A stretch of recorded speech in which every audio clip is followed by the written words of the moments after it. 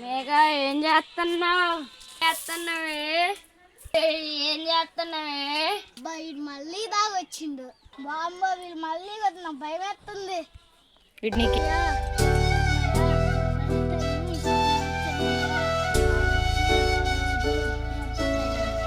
ఏం చేస్తున్నావే?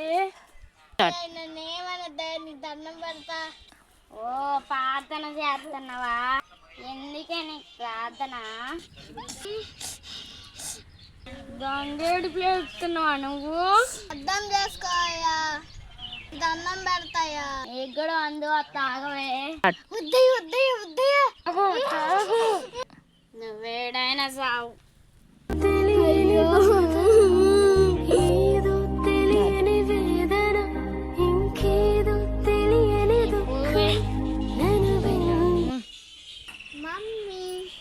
ఏం చేస్తున్నా?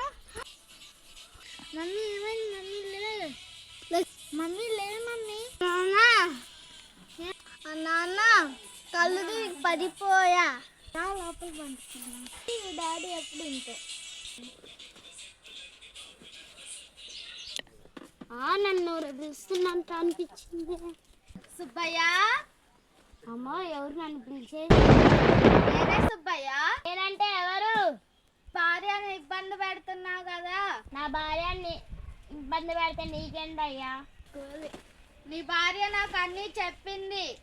అంటే ఇది ఎవరితో ఫోన్ మాట్లాడుతుంది కదా, దీని సంగతి చెప్తా. ఫోన్ కాదు, పరలోకంలో ఉన్న నాతో మాట్లాడుతుంది.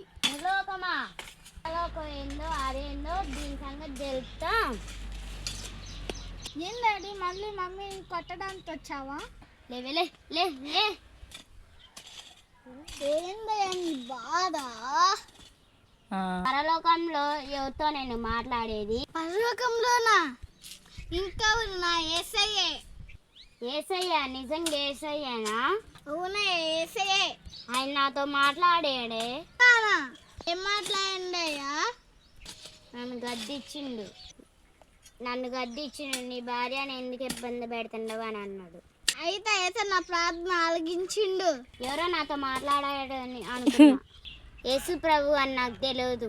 నేను కూడా ఇప్పుడు నుంచి తాగనే. నా దేవుడు నా ప్రార్థన ఆలగించిందండి. నన్ను క్షమించు తల్లి. ఇక నుండి నేను కూడా ప్రార్థన కోసం మీతో పాటు. అందరికీ వందనాలు. దేవుడు నీతో మాట్లాడాడు. దేవుడు నీతో మాట్లాడాడు.